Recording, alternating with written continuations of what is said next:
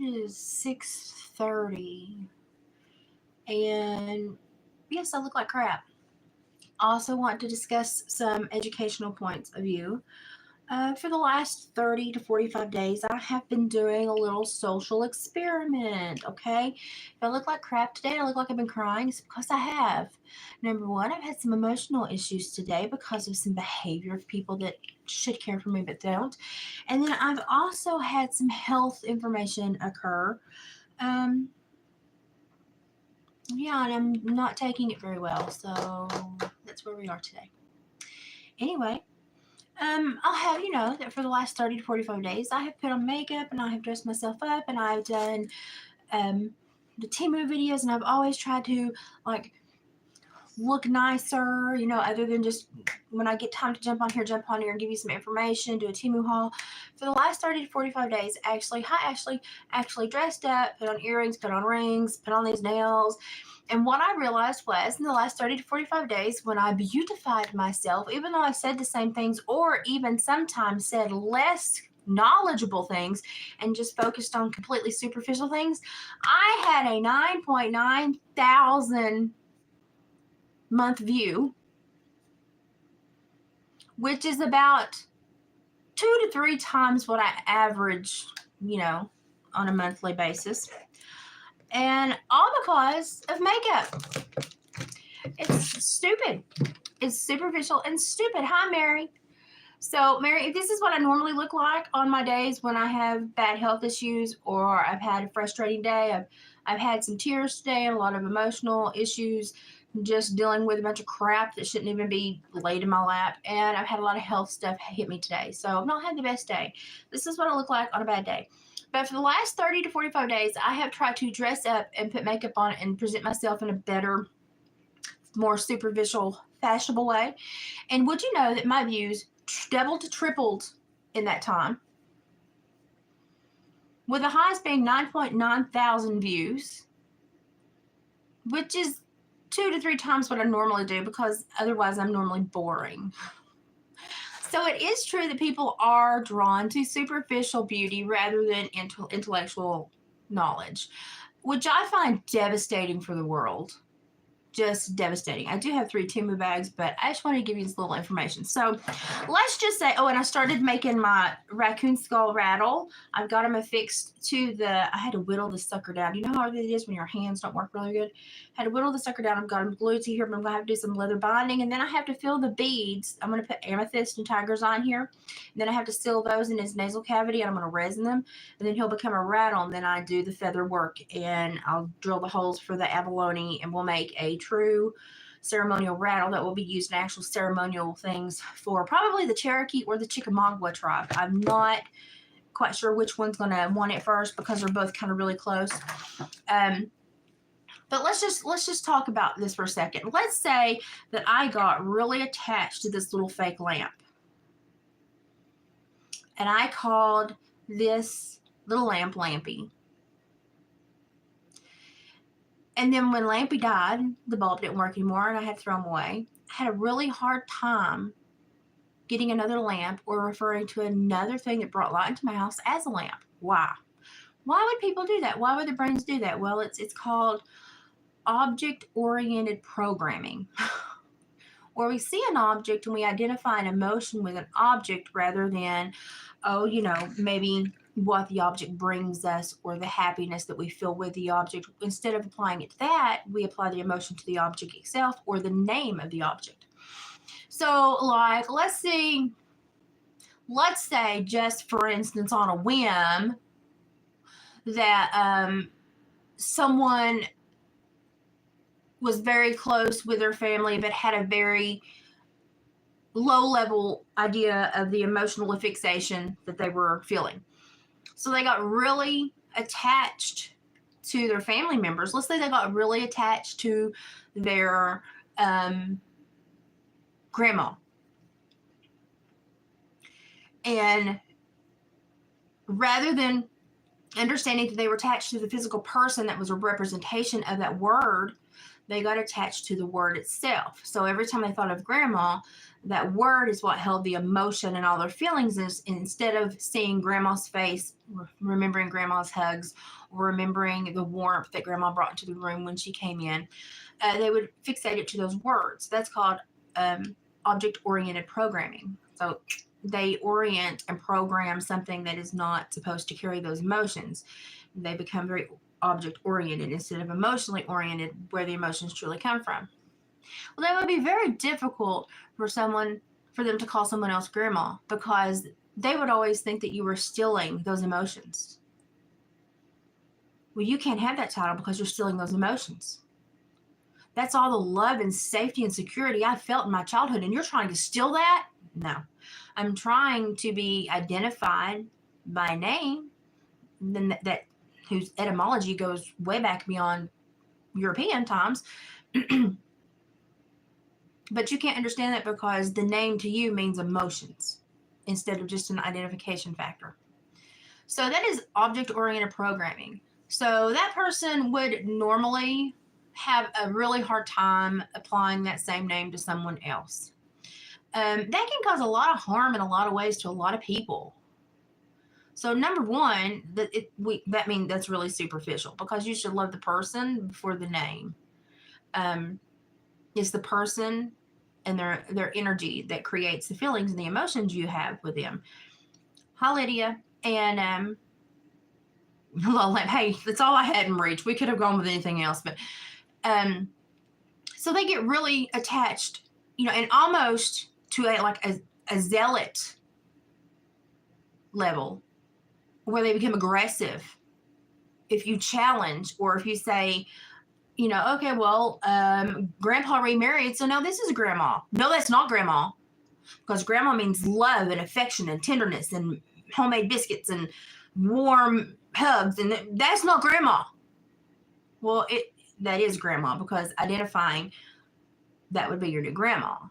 That's the way it works in genealogy and stuff like that, marriage and all that, But it's hard for them to see that because they're focused on that object-oriented programming. That can hurt both parties. The person that's coming into the home that's really wanting to be welcomed, and the person that's struggling because they don't understand that an identifying factor is not the person and not the emotion. It's frustrating. It's frustrating. So that's kind of what I'm going through right now. So it's irritating. And on top of that, my heart did a little number again yesterday and today. So I'm assuming it's just stress. Because the disorder I have affects all the muscles in my bodies, and your heart is just a muscle. So, and when you try to tell people you're causing me stress because you're not understanding the differentiation between emotions and emotional identification and that object-oriented programming and just personal emotional attachments, they're two separate things, but these people have a really hard time seeing the difference, and so they think anyone that uses the name is trying to steal those emotions from them, or supersede or usurp that emotional status that person had for them. And it's frustrating for the person that's just trying to join a family, and it's downright dangerous for the person that feels like something is being stolen from them, because then they act out in aggression, which is very abnormal for them. I think I've only seen this one other time, but it was in someone that was on the spectrum. But I'm not counseling anymore, but I see weird things still in daily life, and I just never thought that I would personally be picked up in one of these issues. I just thought I would be grandma, or granny, or Mimi, or Noni, or Ona, or Elise, which is grandma in Cherokee. Never thought that I would have a problem figuring out how to represent me to the generation that my babies birthed. You don't think of things like that. It is. It's very aggravating, and it's like it's a word, and that's the person. I understand you love the person, but that's just an identifying word. The love you feel is for the person. That person's gone now, but the word is still in use. I mean, going back like what is it in like Germany or Poland or the Netherlands? It was like grandmoeder. In European countries, it was grandmere. Grandmere. M-E'-R-E. Even going beyond that, back to like the Scottish crap and like the Druids, it was eldmoder or eldermother. So, I mean, I don't care if I'm called tater tot. I would just like something to be picked that I could be called, and because I'm going to be far away from these babies, so a pattern that they learn that represents me verbally, and then they hear my voice, they understand that pattern means this voice, and they feel safe because that pattern means this voice. I hear this voice. It never creates hostility in my home. My mom enjoys hearing this voice. We become accustomed to this voice. Therefore, when I see the person that's affixed with this voice, I will feel more safe because I'm, used to this voice. That's my concern. I'm trying to get that link because I am so going to be so far removed from these grandbabies. I'm trying to get that link. We ain't having it. We ain't having it. I mean, literally, I could be called tater tot right now and I wouldn't care. Just as long as it was a repetitious form that they heard and they identified as me. But, there's just a lot of weird things that affect people in weird ways, and they justify them in the strangest of ways. So I don't like nicknames, and I was called nicknames in school, and I don't like nicknames. If you're a grown-ass man, why are you worried about nicknames? I mean, it's just like, come on, people. Come on, let's focus. Oh, we're supposed to be raising the next generation, not sucking our thumb and sitting in the corner. I'm trying. I'm really trying to be compassionate. I'm running out of gas in that department. I really, really am. And then when I did this little social experiment on YouTube where I came on here and I really dolled myself up for about 30 or 45 days, you rarely saw me unless I looked very decent and had on some makeup and had a little hairball in my hair. Did you know that my views went up 2 to 3 times, which shows the superficiality? And I will say that instead of more women, I had 3 times as men. Men, you dogs. It means you're more focused on what you see as to what you can learn. We wonder what's wrong with society. We wonder what's wrong with society. I do little social experiments on here all the time. I don't always tell y'all about them. Mostly it's just because I'm bored and I'm a psych major and I, have a neuromuscular disorder that's killing me. So y'all thought, I'll play a little bit. Didn't think it was anything y'all needed to know, but that one kind of stumped me. I was like, really? I thought I had a pretty decent sub base that came to hear, what I had to think. Nope. Y'all want to see what it'll look like. So I hope I disappoint all the men that tune in today. It's just where I am. I am in one of them do not give a crap days. Like, I ain't got nothing flying because I ain't got none to give. Okay, guess what we have here? My most favorite thing in the world that I'm still trying to understand. Watch it be. Oh, yes. It's another moissanite. But they put this little card in here that makes you feel special when you buy these little rings. Okay? They're not super expensive. Some of them can be. I'm trying to understand this. Now, I have some bigger ones that I think are pretty, and I can justify the money that I paid for some of them. But they get a little outrageous. So I'm trying to understand what the big hairy deal is about this, okay? So I ordered a set because everything else I ordered had been single. So I thought, well, I'll order a set. I'll wear it on my wedding band finger since I need to have my wedding band size because I'm losing weight. Speaking of which, I'm fixing to go back to the gym because I know y'all still think my shoulders are round and I've still got traps. But y'all, I'm losing so much muscle and I've got so much fat, skin hanging where I used to have fat, and I've swollen. And I can't take it more. I've got to go back to the gym. Listen, if I ain't benching 150 and can't steer men when I walk in the room, what is life? Really, what is life? So I've got to go back to the gym, and my doctors are railing against it, but I'm like, I don't like him becoming with this neuromuscular disorder. I've got to go back.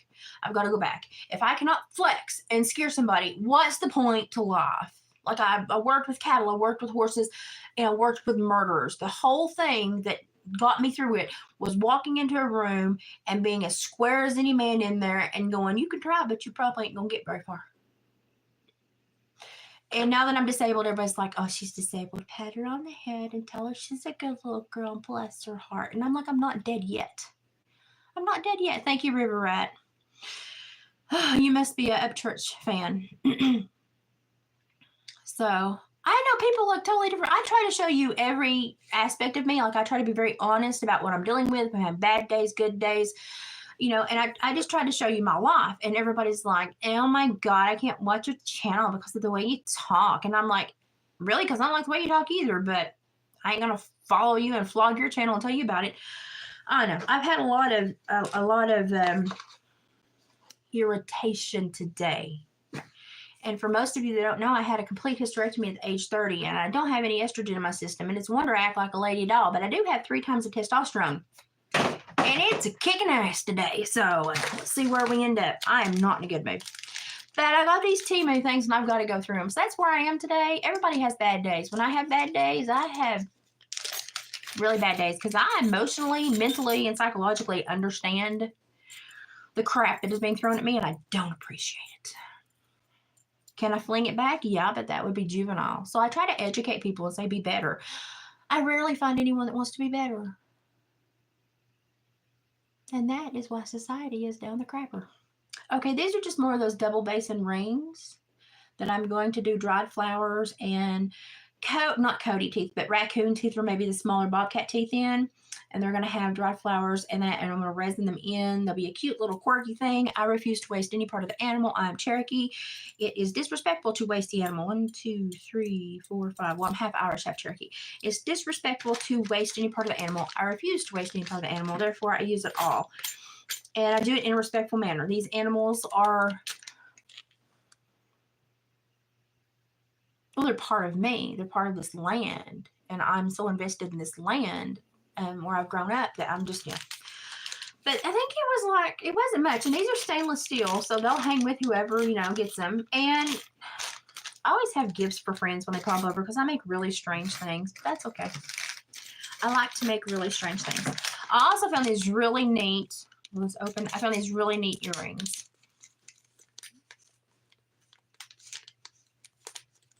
Lazar the kid. Lazar the kid. Okay, so you identify yourself as a kid, but you come in here spouting adult information. So which are you, a juvenile or an adult? Because you're being contradictory in the way that you portray yourself. And is that so you can get away on either side and play both sides of the fence?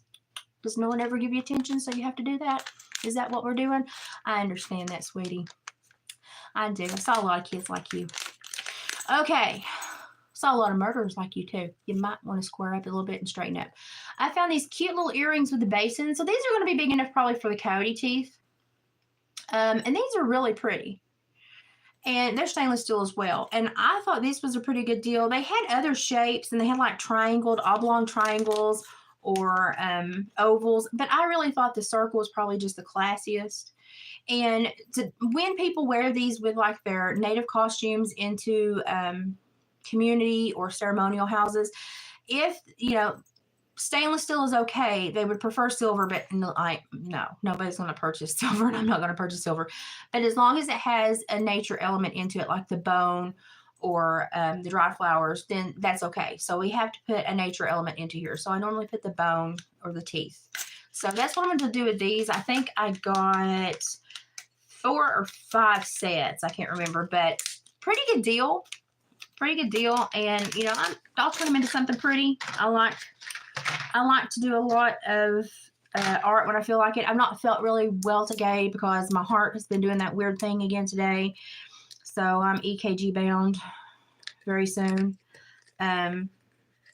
But, you know, I'm trying to find out and identify and learn as much about the world before this thing kills me as possible. But really, the only thing I've learned is that it doesn't matter if you have a terminal diagnosis, jackasses or jackasses, they're going to bray wherever they are. You just got to let them bray. And then throw corn in somebody else's pasture so they go away. But normally, if you say that you have a weakness, people jump on you even more. And I don't think my terminal diagnosis is a weakness. I think it's a strength because it's taught me more about myself and how I look at the world and how I want the world to see me. So I look at my diagnosis as a strength. Yeah, it's going to kill me. I mean, we're all going to die. Good grief. I mean, there ain't nothing that's going to help you there. But I try to look at it as, okay, this is giving me the, you know, the focus to really look at life in the way it matters. And so that's what I'm trying to do. And I'm trying to raise that awareness, but honestly, no one wants to hear it. The world has gone completely zombie mode. Hi, Jules. Yeah, I'm going to have an EKG and then probably do telemetry at home for a while. Not super excited about that because I hate wearing them stupid things. But this is the first time my heart has done this for the longest amount of time. So my fear is that because this spreads like MS and affects all my muscles, that it's finally made it to my heart. I thought it was pretty lucky because it started with my digestive tract, but it may have made it to my heart. Or it could just be the stress I'm under. And I try to deal with stress pretty well, but when you have an autoimmune disorder and a lot of stuff going on in your family life, it gets, you know, it gets to a place where you're like I identified yesterday that I was at a place where I needed to talk it through with somebody because I'm a retired counselor. But my husband works 14 hours a day.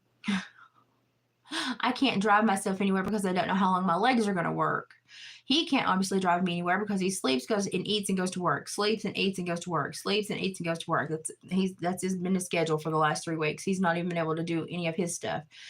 So I called my insurance today and I found a telehealth counseling, and they were like, but you have your master's in psychology. And I'm like, yeah, I identify that it's time for me to talk to somebody because I talk through things and therefore I need to speak with somebody. Who am I going to speak through here? The pug? Pretty sure he is not capable to give me the information I need.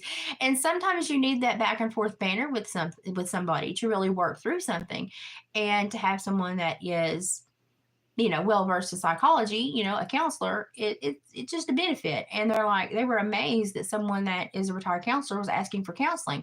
Yes, I identify that I am in a place where it would do me better to talk to somebody about this and get a different perspective.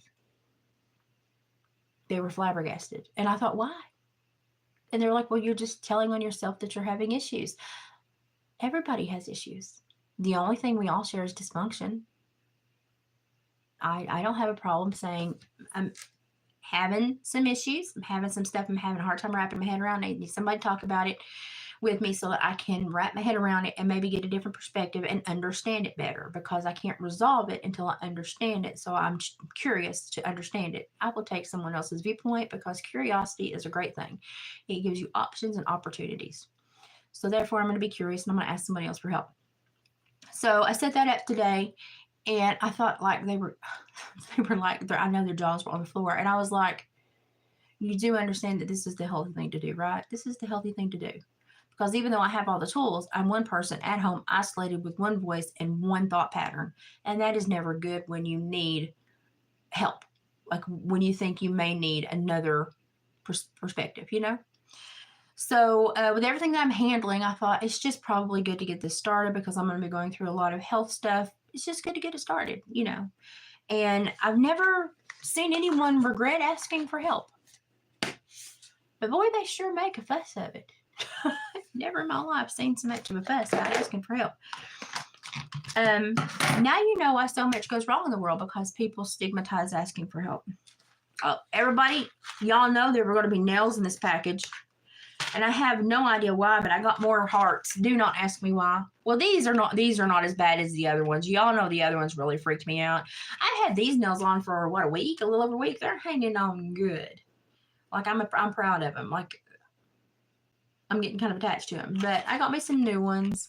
I don't know if I'm really gonna like them. These went all over the place in shipping. And oh my God, they got rhinestones on them. I didn't think they had rhinestones on them. Well, probably gonna give those away because they will get stuck in my hair. So, but they're pretty. I thought they were pretty. Just got some silver French tips. Classy. Never goes out of style. Got some silver and pink designed ones. Thought those were pretty good. That's not bad. Thank you for being the fabulous you. Well, some days I don't feel so fabulous, but I try to keep my rudder steered straight. Because, I mean, if I lie to y'all, how am I going to help you? I can't. You know, it's just like when I was an officer and I had a badge. People say, oh, but you can get away with this. Why would I want to? I should hold myself to a higher level of accountability because I have people watching me. How can I expect them to follow the law if I don't expect myself to follow the law? But I saw so many people take advantage of having that badge. And I was like, that's why nobody straightens up. Because they see that the society is just all a farce. No, it's okay, Gypsy. I'm just being a butthole today.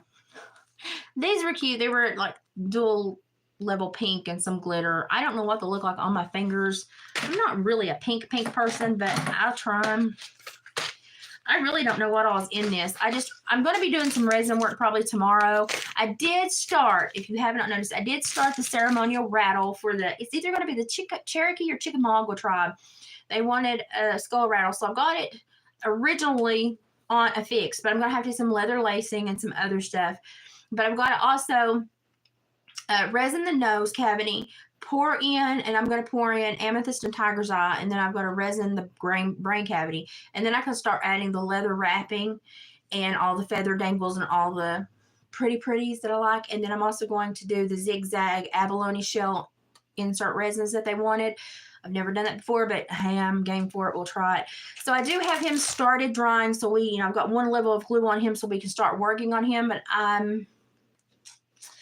I don't work on things that are going to be worked used in ceremonies unless I'm having a really good day, because I don't want to put negative mojo into things that are going to be in positive places. Oh, and I didn't show you the other ring. Tiny little moissanite. Honestly, this is probably my favorite one because all the others get hung in my hair. This is the duo. I mean, they're pretty. Do I think they're like outstandingly gush? No. I've ordered a couple more because people say that the ones with multiple stones are the ones that make you go gaga. Okay, I'll try. And then I've ordered one that is it's an adjustable because I'm losing weight, but it's meant for bigger fingers. And I thought, okay, I'll try that. It has a bigger stone. We'll see. Are they pretty? Yeah, they're pretty. And I have bigger ones that I'm not wearing today because I'm a little puffy. But I still don't see the big.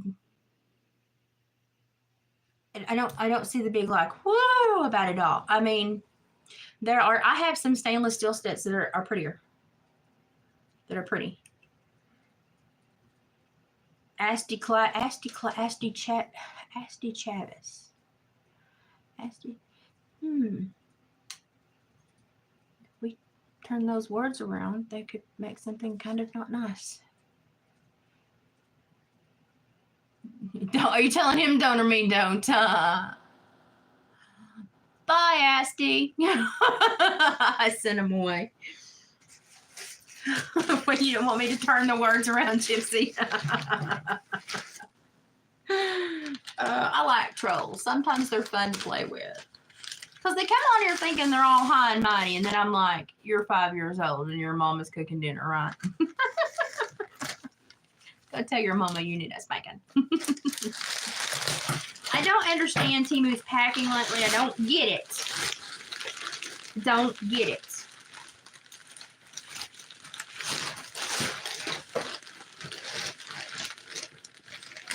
But they've been using all these frosted bags, but then they bag everything separately.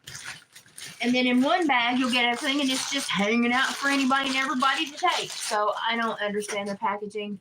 I can't understand.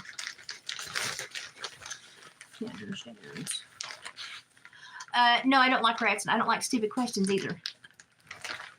Okay, let's see what this is. This looks like, the stretchy britches. Y'all know I'm losing weight so quick. I can't keep pants on me. Oh no, these are shorts. I got hot the other day and I said, man, I wish I hadn't put all my shorts up in my summer wardrobe. doggone it. And so I thought, well, I'll get me some. But I wanted to get something that had a stretch to them. And I thought, could have sized down. I'm in between sizes from where I'm losing weight. And, you know, these are the days where I get really frustrated that almost 20 years ago, almost 20 years ago, exactly. Gosh, getting really close. Almost 20 years ago exactly, when I worked at the Wilderness Boot Camp for juvenile offenders. It ticks me off that I got called to go to a group in crisis. They were felling timber to build cabins, which was a normal thing. We did it all the time. They only had one axe. The others had to work with ropes and stuff, and we trained the kids. I mean, they built their own cabins they lived in. They cooked over the fires. I mean, I loved the job. It was fun. Heck, I live in Appalachia. It's what we do anyway. Thank you. I have tons of tattoos. They're all like Freddie Mercury and Queen and music related. Yeah. I have half my back done too, but nobody ever sees that because I'm always facing this way. But I got called to take care of that group, and I got the other 13 kids to safety and the 105-pound woman counselor that should never have been in that boys group. That was a 17-year-old, almost 18-year-old football player from Texas that almost got charged as an adult for what he did. And he got given 3 years until he was 21 to stay at this camp. And I was like, they should never have put that little dinky woman counselor with him. That was just baiting the bull. He was throwing a red flag to the bull. And I thought, get them. So I get there, and I get the other 13 kids away, and I get the other female counselors safe, and I get them away. And I look at him, and I'm like, dude, you got two options. You can either keep going and get more charges, or you can put the axe down, and we can walk up top, which is where the offices was, like a 2-mile walk, and we could talk about this. He chucked that axe at me. I've been through, I don't know how many leg surgeries and steroids. And I was a horse trainer. I was a blacksmith's daughter and a teacher's daughter. I was a horse trainer. I halter rope show cattle. I hunted wild hogs. I deer hunted. I mean, I was an outdoors girl. And that changed my whole world because it smashed the nerve bundle along with everything else it did. It smashed the nerve bundle in the base of my foot, which caused a lot of foot drop. And it basically diseased that nerve bundle, which spread through my nervous system. And so now I have a disorder that's much like MS. So parts of me will just stop working. I'll try to grab for the milk in the fridge and miss it and smack my face and be like, oh, it's going to be one of those days. Well, yay for me. I have days where I have to have my husband pre-open all the bottled water that I may need to drink because I won't be able to open the water. Now, this is coming from somebody that was benching 150 at age 14 and leg pressing 690. Do you know how degrading that is? And but I didn't charge the boy because he'd only been there 3 weeks. And I thought, he's not invested in himself. I'm not going to send him to prison as an adult at the age of 17 because of stupidity. Surely he will invest in himself. And he did. And he stayed there for 3 years. And about every 2 years, he calls and checks up on me, and he's doing well. And I keep telling him, you know, I'm dealing with it. He's very sorry. He's very remorseful. You know, and I always laugh and try to make him feel better. But if I had 2 good legs, I'd kick him in the butt. That's what I tell him, and we all laugh and go on. But this has been a very difficult thing for me, and I've not told him that it spread to my organs and it's killing me because I don't want him to bear that. He just got himself straight, married, got young children. I'm not going to put something on him that could spin him back off into land. You know, we know he has an aggressive nature. He's got it chilled out. I'm not going to spark it back up. So that was my good deed for life. Okay. Then I went on after a couple of surgeries and about 10 months off in a contract with AmeriCorps. I was walking good enough. I ended up at the police academy and I supervised murderers. Now listen, I've hunted 400 to 600 pound wild hog. After you've had one of them run at you, everything else is just kind of And after somebody's throwing an axe at you, you know, I had people tell me they're going to kill me all the time. I can't even get you to do 22 hours of community service work, and you're going to dig a hole this big? Go at it, bud.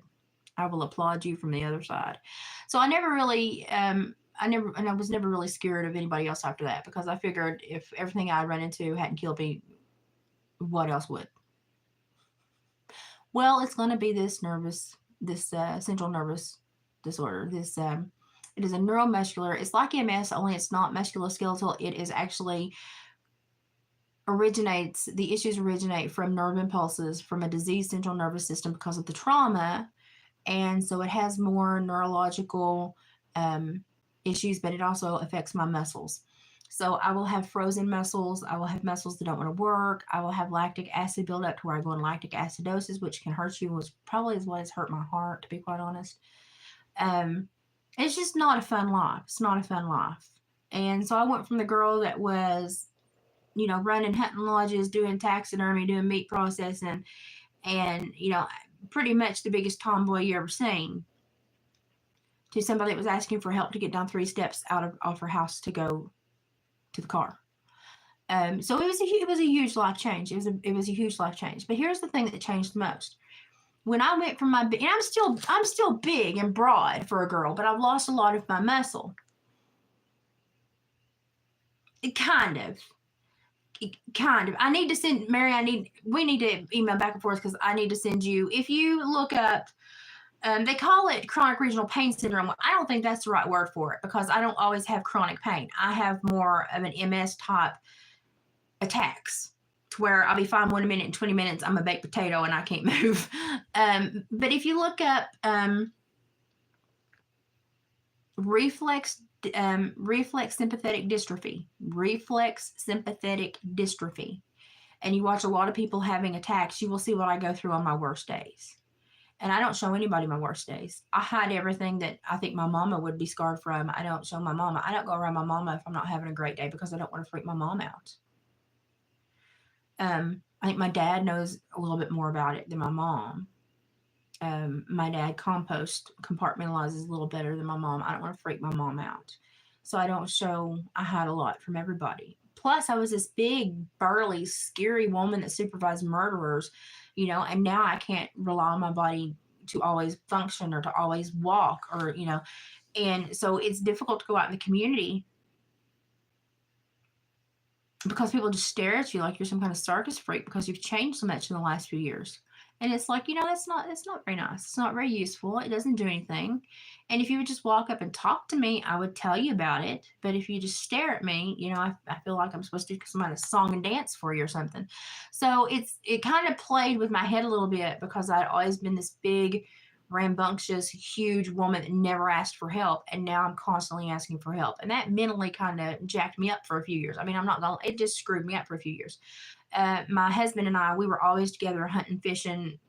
We would build fence for hunting lodges. We would be 7 mile back, taking our lunch. And then it got to where I can't go anywhere with him. So we had to revamp our entire marriage, which was hard for him to do because he's an outdoorsman.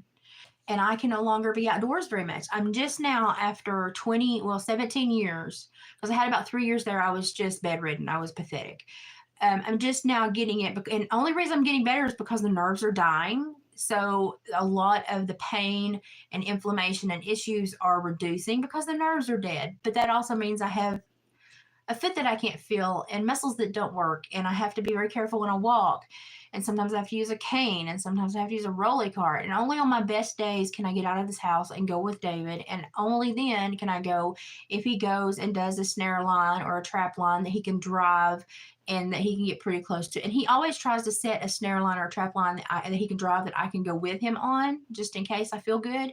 But when he goes out in the back 40 and checks a huge trap, I can't go with him. And he doesn't like to leave me alone anymore. It used to be, he'd say, go over there and I'll run the 400-pound hog towards you. Now he's like, I don't want to leave you alone at the vehicle because I don't know what might meander upon you. And if you're having a bad day, how can you protect yourself? Well, I mean, I have many things that go pew, pew, pew, but he sees me in a different way. And I don't like that. I don't like that. So, Mary, thank you. I don't feel like it. What is that? I'm a delicate flower. Have you seen that Xena Warrior Princess? I'm a delicate flower. That's me. So I've changed a lot.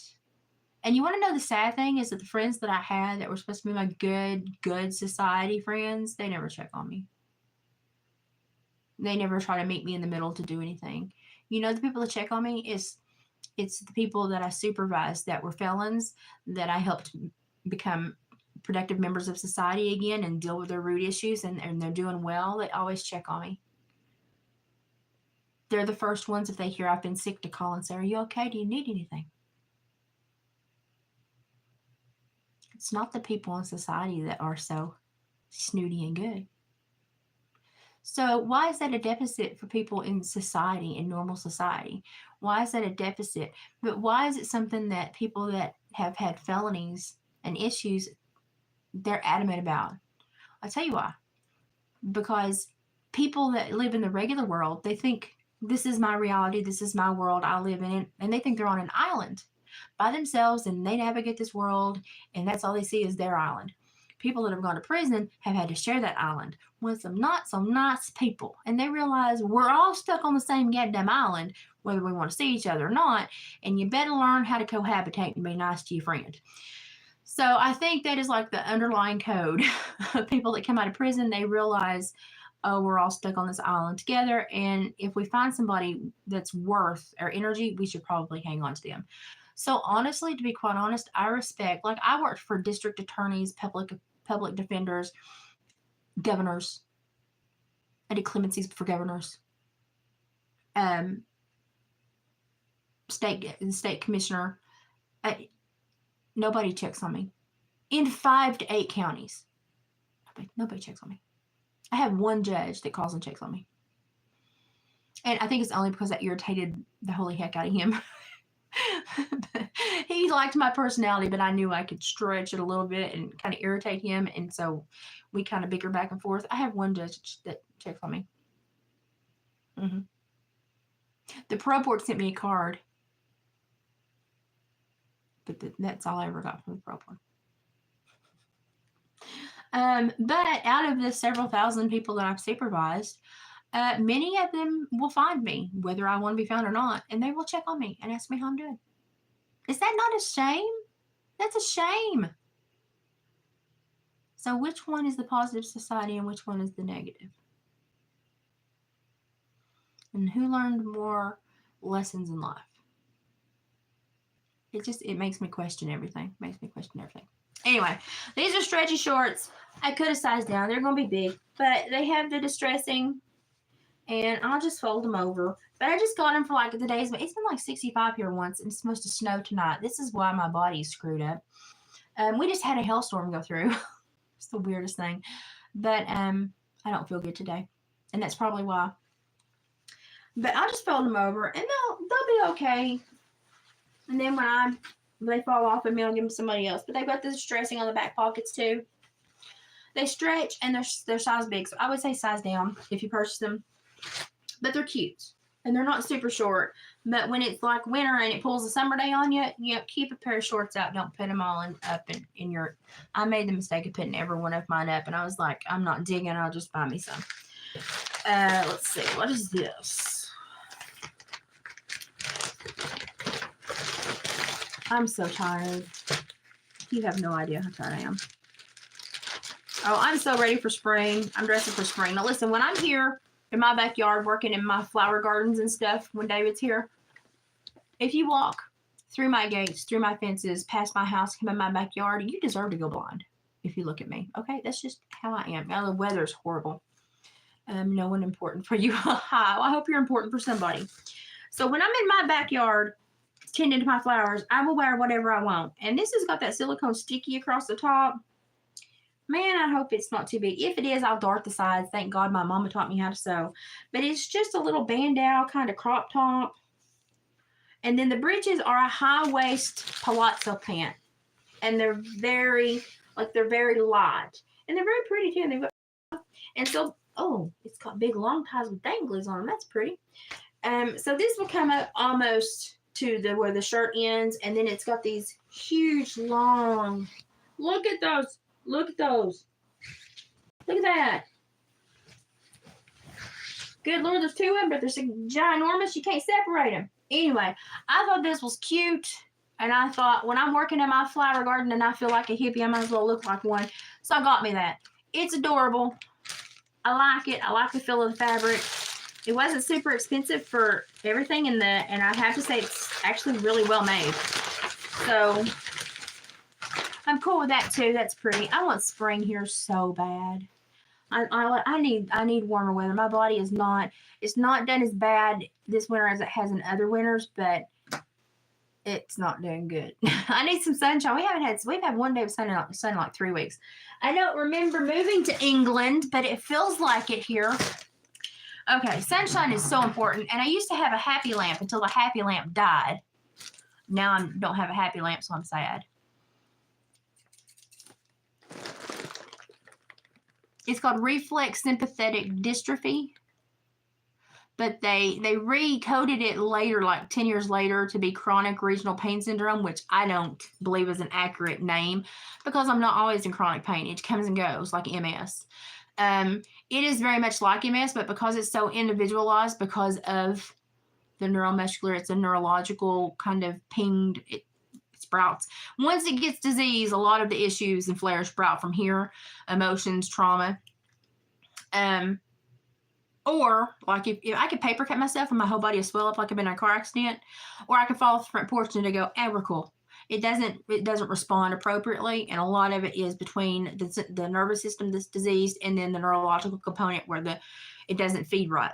So my central and sympathetic and parasympathetic nervous systems are foobarred because my main nervous system is diseased. It's the most mind-boggling and individualized issue because it's not like a blanket thing. It affects everyone differently depending on where they're hurt, where the trauma occurred, or sometimes they think it may be genetic. Mine is obviously trauma-based. But since they can't like make one blanket medicine or one blanket, then if they can't turn us into consumers, then nobody wants to fund it and research it. So it's just a guessing game. They said, don't you have a neurologist? I said, I refuse to go back. And they said, why? I said, in 7 years, all they did was every year put 70 probes in me and electrocute me and tell me that my nerves were worse. I could have told them that without being fricasseed like a freaking hamster. So I choose not to deal with neurologists anymore because they just want to poke and prod and electrocute me. They never benefited me. So I do a lot of symptomatic care, homeopathic, acupuncture massage, lymphatic massage. Have to be careful with massages though, because if they get too rough, then I will flare. And if I could get this chiropractic office up here to work with me, I'd go back to the chiropractor, but we're having issues. Some people are scared to touch people with RSD because they don't understand it. And I'm like, dude, if I flare, it's okay, but I've got to find out if it's going to help me or hurt me. I'm telling you it's okay either way. I just want to know. And they're like, no, I'm afraid I'll hurt you. Dude, I'm already hurt. Like, my life is significantly shortened by this. It's okay if you hurt me. I mean, I'm in flare every other week anyway. Might as well. So, hello, how are you? This is the last bag.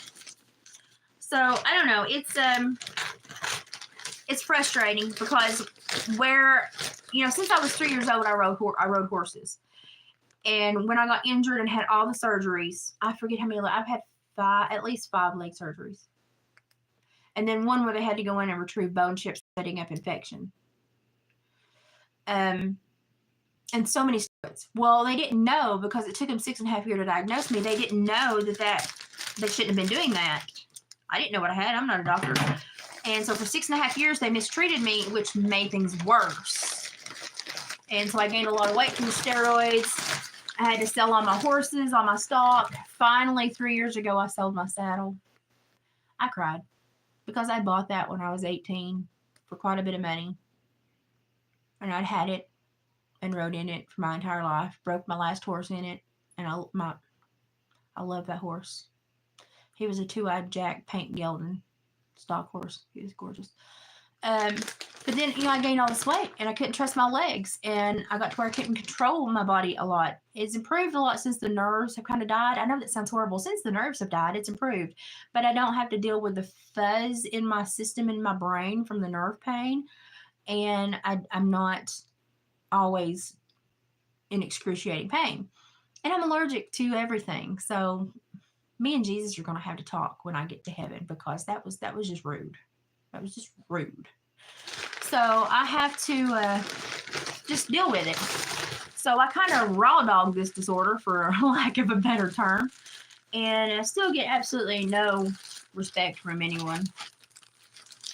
And if you had told me 20 years ago that this was a disorder, I'd have laughed in your face. Yep, it's a disorder.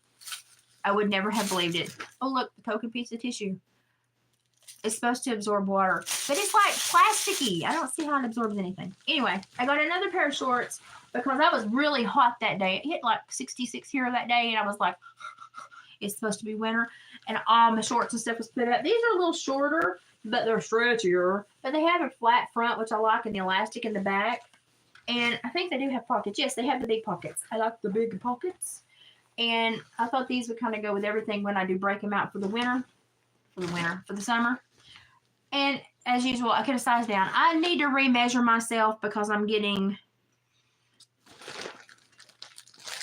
losing weight in odd places now. I'm finally losing it instead of off my face and here and my feet, which have gone down a size and a half.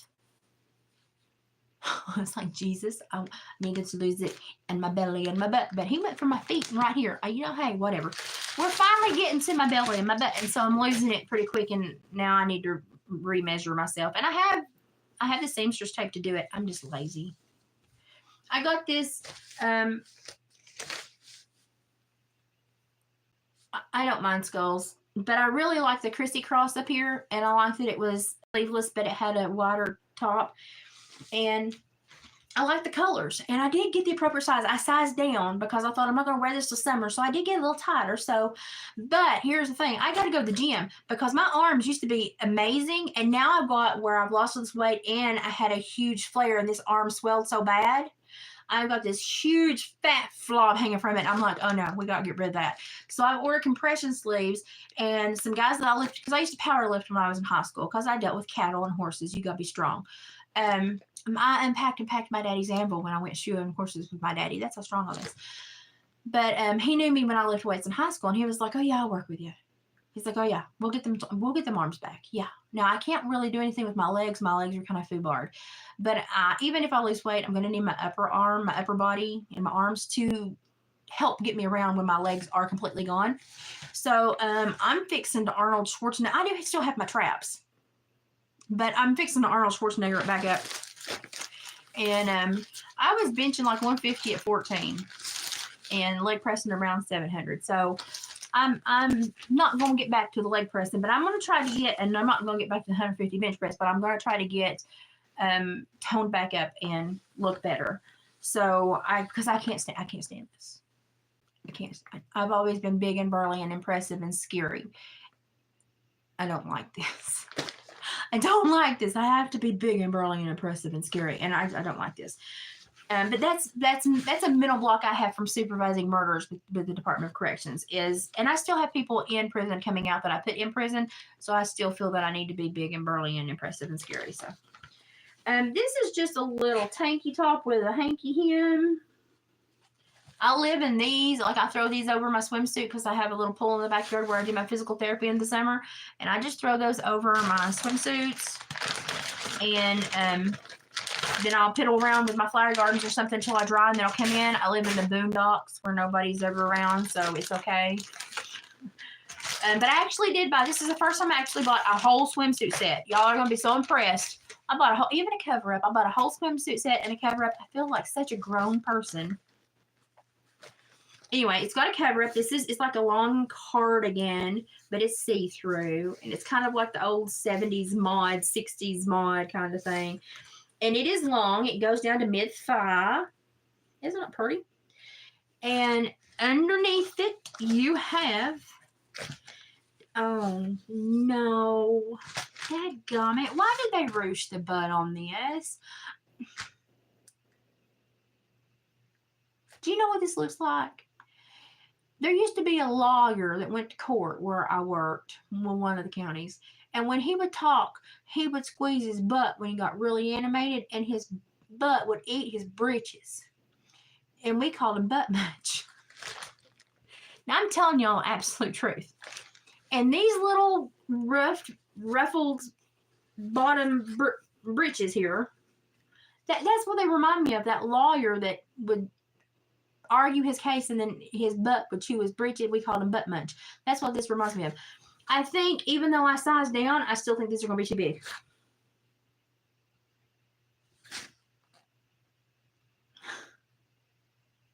Well, we'll just rip the seam and have Mama resew them. Thank God my mama sews. Now, I think the top would be fine because I am pretty broad at the top because of my shoulder stuff, but it just has like a tankini top, but without the tankini that would hook in. It's just the plain top. But I was impressed that it was a whole set and it was only like $13. And a lot of my swimsuits last year are just way too big for me now. It's way too big for me now. They don't make me look bootylicious. They make me pick my butt, and I think that's rude. Every time I'm doing like my muscle exercises in the pool, and I'm like, ow, ow, ow, ow, ow. Oh, it hurts. Buongiorno. Buongiorno.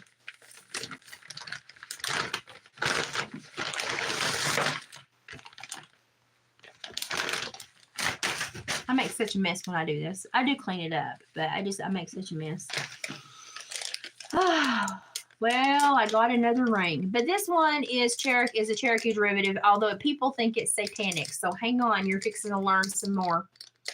You're fixing to learn some more history. So this right here, a lot of people call it a devil's eye. It's not a devil's eye. It's an evil eye.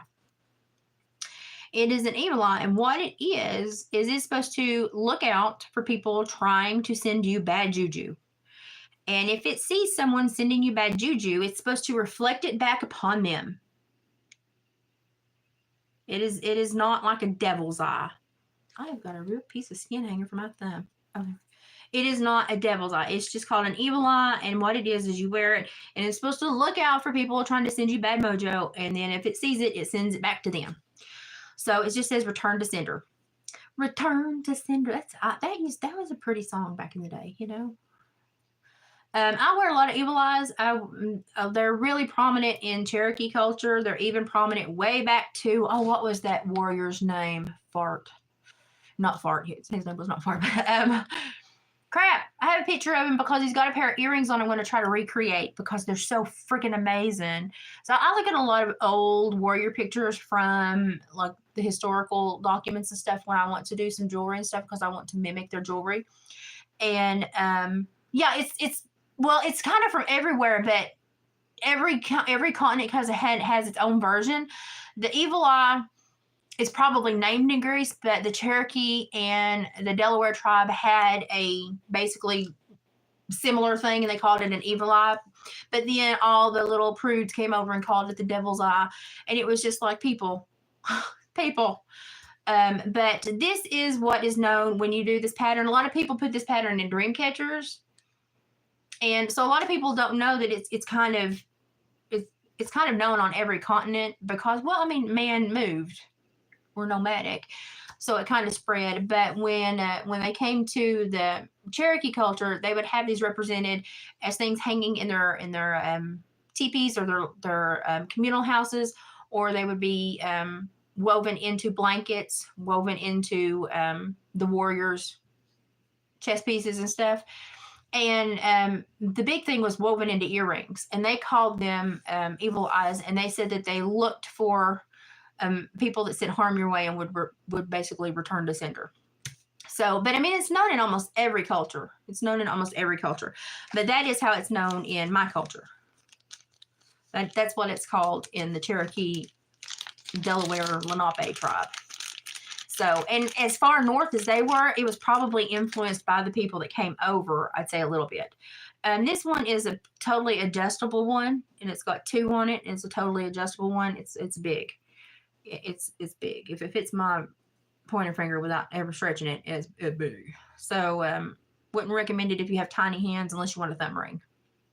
But they're stainless steel. Stainless steel works really well with me. So, what it was, I'll put up the picture of him and his earrings on the community page, and you can go look at him. I'm going to recreate his earrings, the warrior. And he was like very important and prominent. And I read the story about him just last night, but I've had so much crap happen to me today, I forgot. But anyway, a very important guy, great little historical wrinkle in your brain. And I'm going to recreate those earrings. Mostly Cherokee only wore earrings. The men wore earrings, wore one feather in their hair. They didn't wear like the headdresses or anything like that. A lot of people get that wrong. They get the Cherokee and they get, which one is it? They get the Cherokee and this was Sioux, but then it's one that starts with an O and I never can say it. Oh, anyway, if you see it, you know it's anyway, I can't say it. My mouth don't work that way. But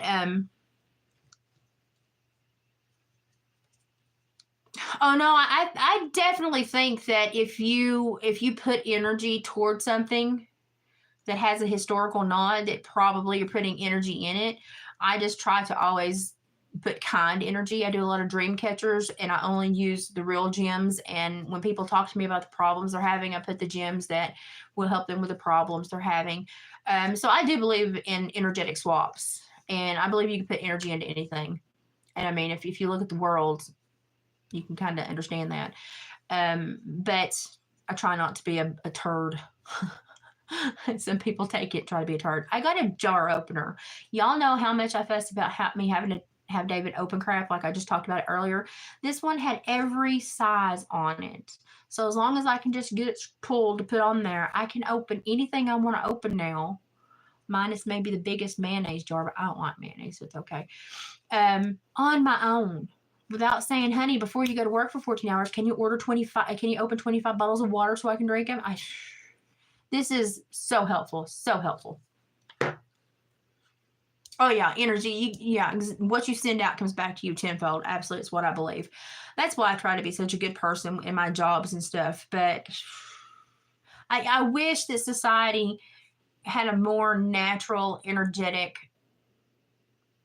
perspective of each other, and that like this is great, this platform, but it's not a true energy swap. You have to have a physical interaction with somebody to have a really vibrant, beneficial energy swap. So I always tell people, this is great because I'm home alone a lot, and this is great, but you need to physically interact with people and recharge your battery. And so I'm one of those points where I'm really sick and I'm like, I'm fixing to have to get with my friends and recharge my battery. And I understand that. And it's an energy swap. And people think, well, I'm not an energetic person. You have a biofield, okay? It radiates for 6 to 10 feet. It's an energetic field. You maintain that biofield. That biofield can actually protect you if you understand how to use it. That biofield can actually help your body generate new stem cells. It's been proven in studies. So I've learned a lot about the electrical basis of the body and the biofield, and a lot of the neurological modulation that is occurring from the waves, sound waves and frequency waves going from tower to tower. We are being used as little human antennas. I don't want to be a human antenna. I didn't sign up for that. And that's where I believe a lot of the autoimmune disorders and stuff. I had the first surgery and I healed really good. And I took 10 months off, did an AmeriCorps contract, tutored for 10 months for the feds, and then went back to the police academy. I did not start getting sick until after the third year that I was forced to get all the shots required to work at state and federal level. And then I started seeing my body break down. And I was like, what the crap is going on? What the crap? Because after I had healed and I'd done pretty good. Some people say it was a delayed reaction in the onset of the RSD. Other people say it was probably RSD that was like you had handled, and then your body's immune system got broken down by all the, because I had to take like 17 shots. And I was never healthy again. So I don't know. I just have a lot of questions. Maybe one day I'll know all answers. Maybe I won't. I don't know. Yeah, like if you because you worked with offenders that, had a lot of hepatitis and a lot, so they made you take the whole gamut because they didn't want you getting sick and then having to pay a big bill for you. So they just did the preventative care, and you couldn't work there unless you had them. And so it was just line you up, and about every 3 weeks, if you were a new hire, you got poked, and it was just like, crap, when am I going to get done with this? And that was when I started having issues. And at the police academy, I got pepper spray, because you have to be pepper spray to go through the police academy. It's It's not a big deal, honestly. I did fine. You have to get pepper sprayed, then you have to, with your eyes closed, find the garden hose and wash and flush your face. That's one of the things, which is kind of funny watching everybody kind of try to find the water hose because they'll run into the brick building trying to find the spigot. It was kind of funny, okay? It was funny when I did it too. But I got into a riot one day in a prison, in a jail, and they brought in a very unruly person that they arrested. And I saw it coming in the Sally Port, and I was like, oh, I'm getting out of here. Trap, push. Okay, tower, I'm pushing. Let me out. Let me in the trap. At least put me in the trap out of this room. About the time I started to hear the boom of that door, that guy got loose from those COs and went crazy. And they, being men, reacting too quickly and too aggressively, emptied 3 cans of the huge, tall boy, very potent OC spray. And when you initiate lockdown, you can't get out. So we were stuck in this little tiny room for 25 minutes, breathing in 3 cans of the most potent OC spray they make. And it was like, you idiots.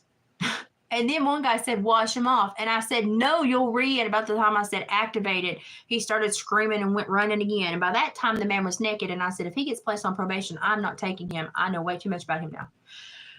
And so we were all sitting there dying. Finally, because it's an automatic lockdown response, finally, after 25 minutes, we could get out. 5 of us ended up in the hospital with chemical pneumonia. And I was one of them. And I had, during the night of one of the hospital stays, they given me a wash rag for my eyes. I had rubbed part of my eyebrow off here, and it took it like a year to grow back because I had like damaged the skin, and I had like a gash in this eyebrow for like a year, and I would tell everybody that's my gang affiliated eyebrow. It was hilarious. It's hilarious. But it was frustrating. So now I can't even stand a lot of red pepper in anything. It will make my mucosal glands just go crazy. So it's like I look like a droopy dog every time I get like anything with red pepper in it. They made you take a lot of your childhood shots again, and then they made you take all the HEPs and all the anything that an offender could have that was transmissible.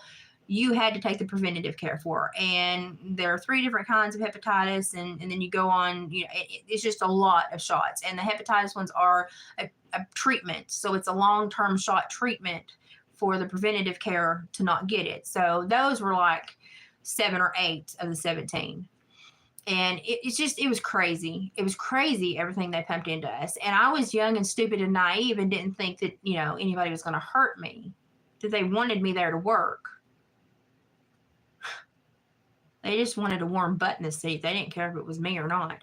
I had awards hanging all over my cubicle from the parole board. I had awards from everything.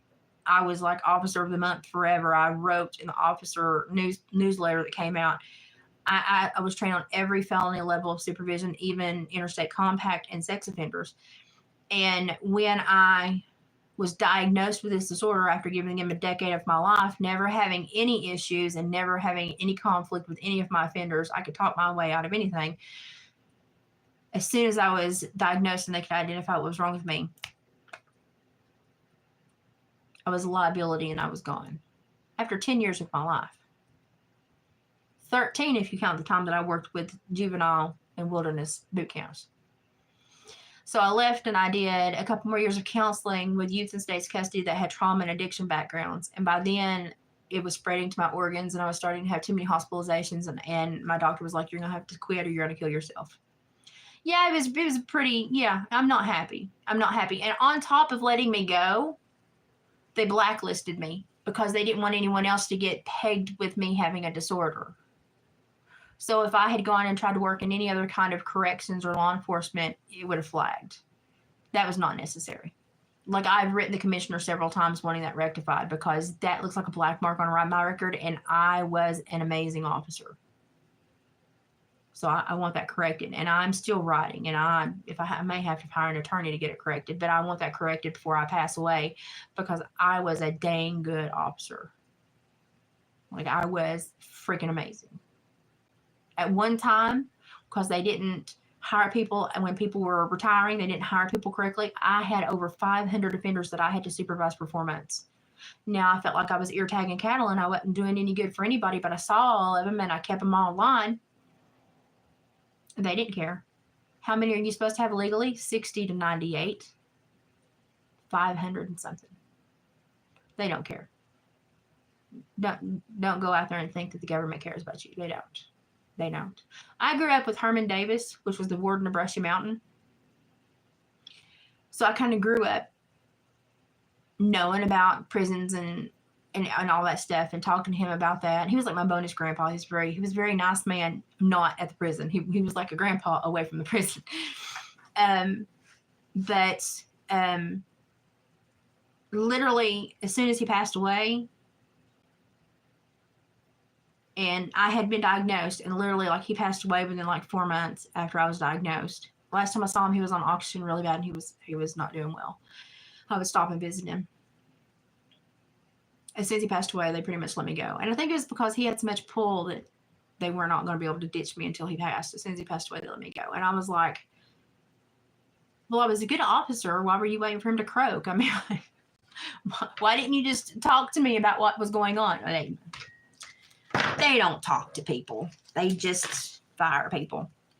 We got another ring in a bag. And I think this is just one that I use to keep my other rings on as I'm losing weight. I have a very interesting life. I should write a book.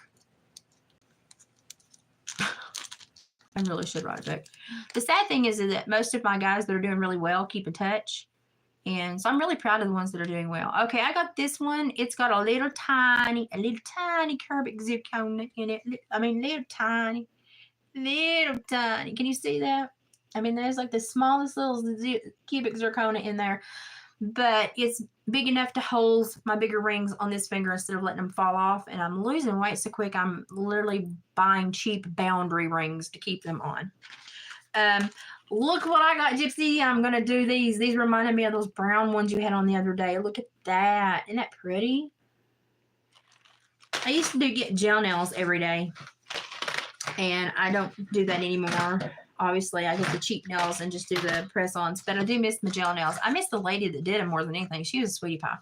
I got these funky colored ones that look pink or turquoisey. They're pretty. I had to get a smaller size than these because I have such tiny nail beds, but I think they'll work. These were like black with the gold middles. I have really tiny nail beds. I have big old hands and really tiny nail beds. I don't know what God was thinking. And then these are my favorite. These have got snakes and crescent moons, and they look kind of witchy, but people would say that, but really to me, they represent other things from like my Cherokee heritage. So people will say, well, that's the sign of a witch. And I'm like, actually, it's a sign of a harvest, or it's a sign of an omen, a bad luck. And the Cherokee, it's not the sign of a satanic being, but I thought these were pretty and I got them. So we'll see what they look like on. This is a lady that does a bunch of nails, and every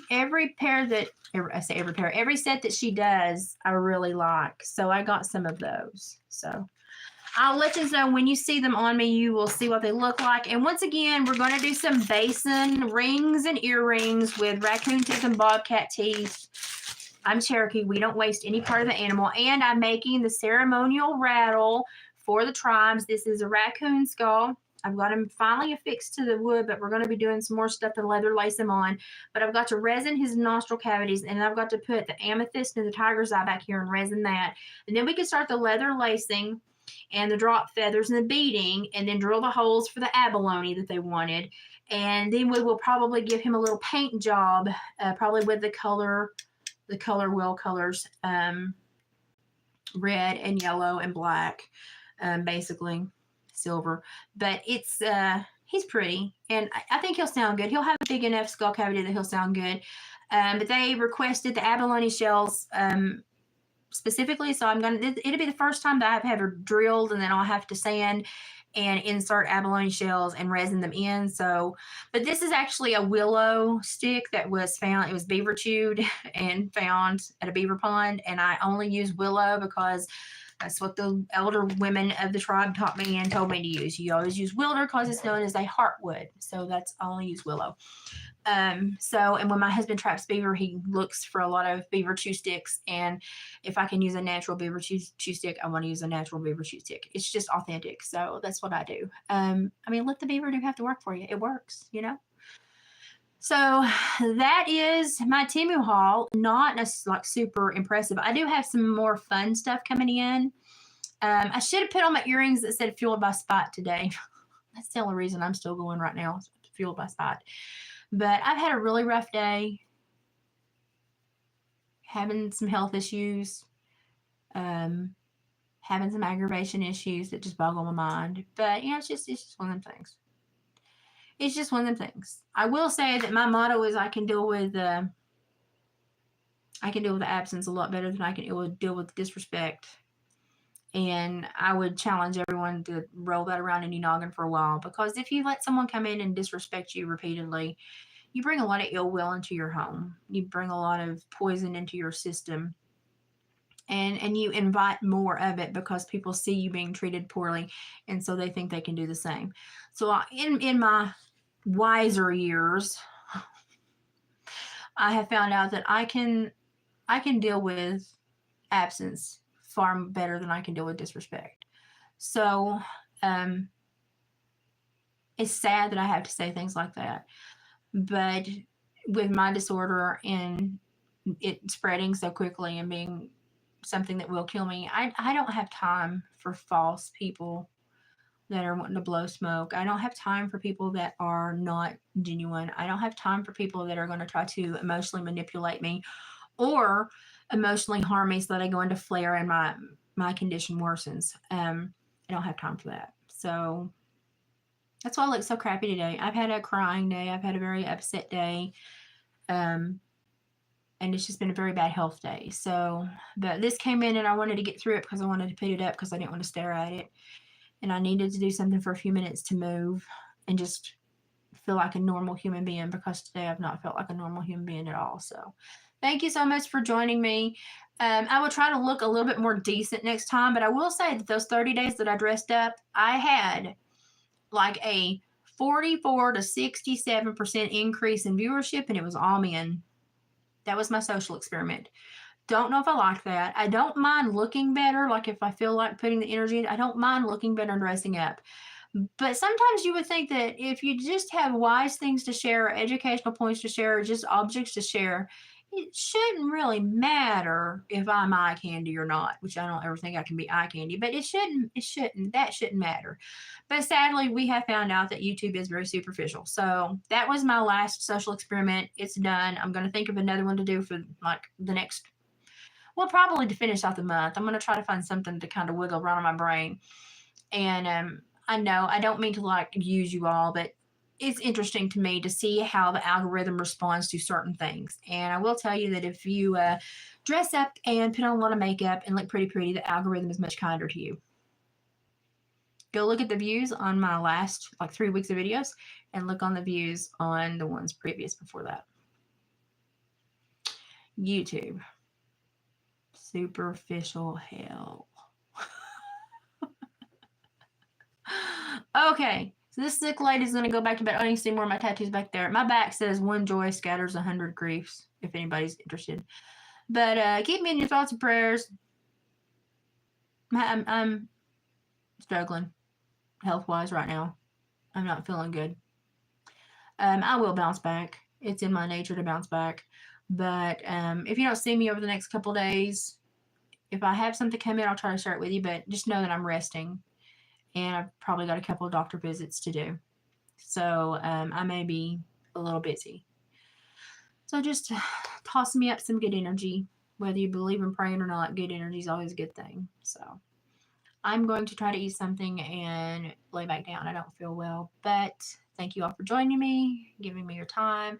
Thank you for letting me give you a little bit of an education on certain things, especially at the very beginning of the video. And by all means, if you can apply these things to your life and benefit you and your family, do so. If not, that's okay. And if you don't believe what I'm telling you, research. I think you should research everybody you listen to on YouTube, to be quite honest, but always do your research. And we'll see how I feel tomorrow and the next day. So thanks for joining me. Everybody go give Retail Therapy on a Budget, Some Love, Menopause and Madness, Just Jen. Oh gosh, there's so many I watch. I mean, and I'm afraid I'll forget somebody. I watched so many, but and Brittany Alexis, Britnee, Alexis. Go give all of them some love. They're great, wonderful people. All of them will make you laugh, giggle, chuckle, and show you some nice Temu items, and show you some absolutely weird Temu items. Brittany Alexis is the weird one, but go show those people some love. Support good people with kind hearts on YouTube, and that's what the platform will eventually turn into. So just keep trying. Keep putting that good energy out there. And when you see bad people, just push block. Eventually they will stop, because any attention is better than no attention. And then eventually, if they're getting no attention, they will sit down, shut up, and take some good attention. We just got to keep trying, people. Okay, I'm going to bed. I love you guys. Take care of yourselves. Be happy. Even when the crap hits the fan, at least you got a breeze. Bye, guys.